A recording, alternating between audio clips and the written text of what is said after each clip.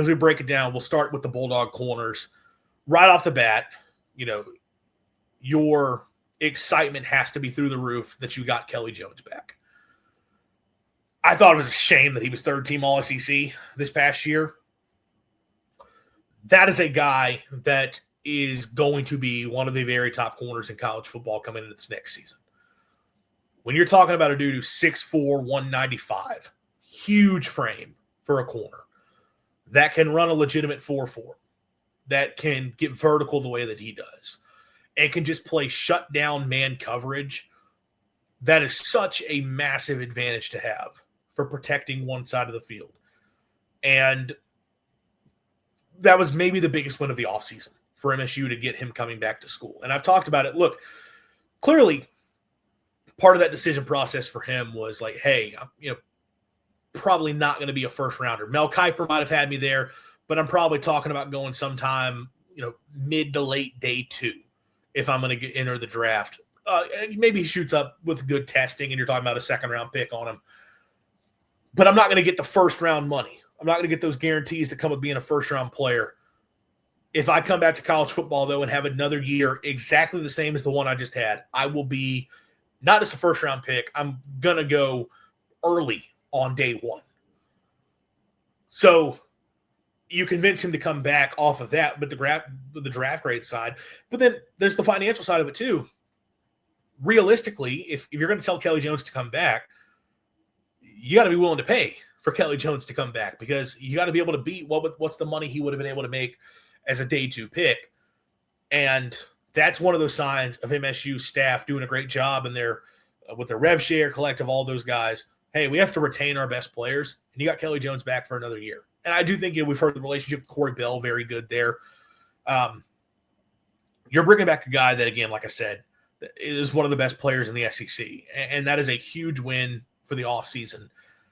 And it gives you a great, I would say foundational piece. Like having an elite corner, that is a piece that is foundational to a defense.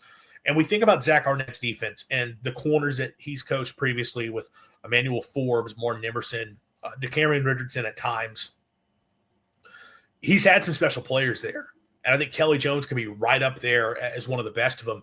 And we've seen, like, you have those guys on the outside can be shut down players. And the way Arnett likes to do things, sending pressure, playing aggressively on defense, you got to be able to play man coverage if you're going to do that. And he's got at least one corner you trust. His side of the field is taken away. So that's massive. And I think he's going to be a great fit for what State wants to do on defense.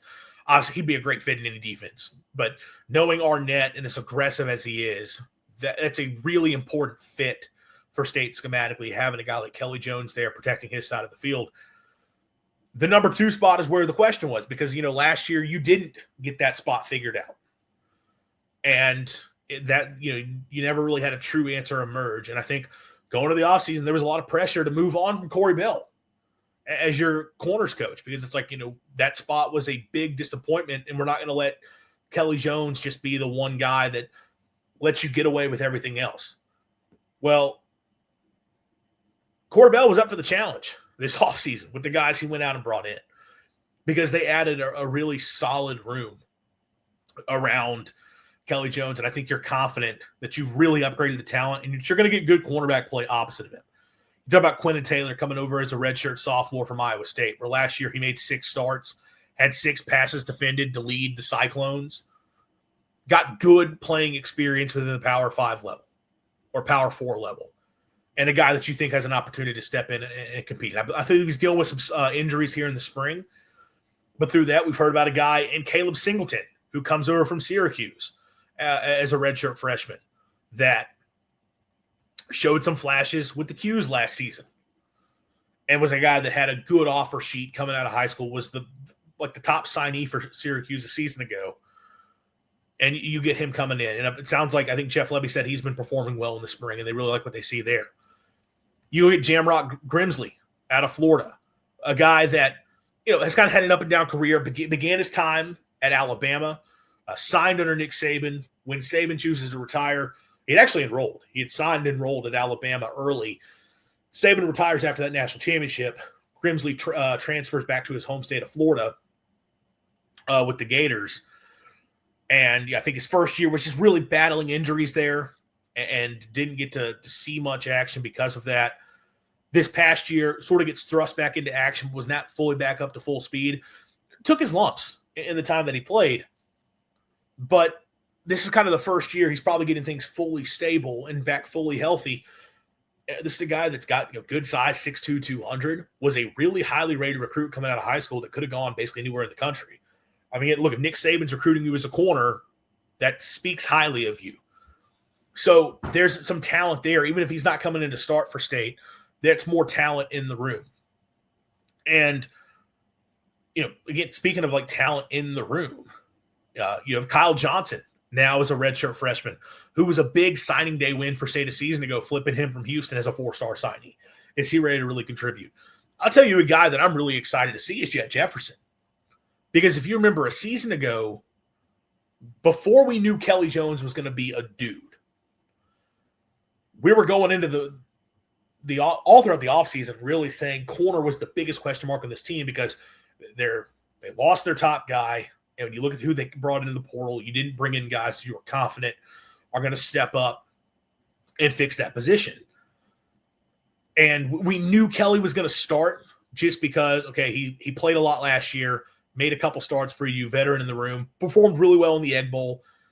If he's taking another step forward, like he could be a special player. We didn't know what he was going to become, but it's like that's one of your starters who's starting opposite of him. And ultimately, you never fully got to be able to figure that out. But the rumblings we were getting in fall camp were that Jet Jefferson as a JUCO transfer was impressing. And that was a guy that State was feeling pretty good about what he was showing coming out of East Central. But battles injuries, didn't play the first few games. It ends up, getting 4 games of action when it's all said and done, but takes a redshirt year just because he wasn't able to be healthy. Well, it sounds like he's healthy. And I think Levy mentioned the other day that that's a guy that's performing well again. So we've now heard about this guy multiple off seasons in a row. If he's fully healthy, he could be ready to step in and really be a guy for State.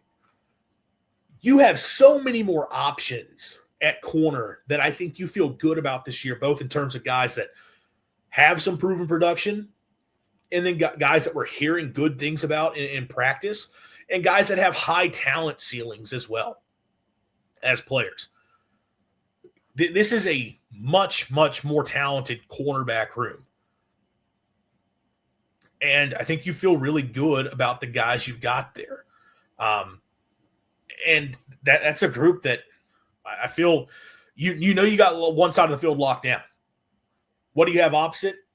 I think you're going to have good cornerback play, at least be a solid starter at the very least. And I think that you have enough high talent options, you're going to be able to figure that spot out. And you might be able to rotate some bodies as well. You significantly upgraded the cornerback position this offseason, which is huge for State. That gives you a ton of confidence in this defense being able to be better.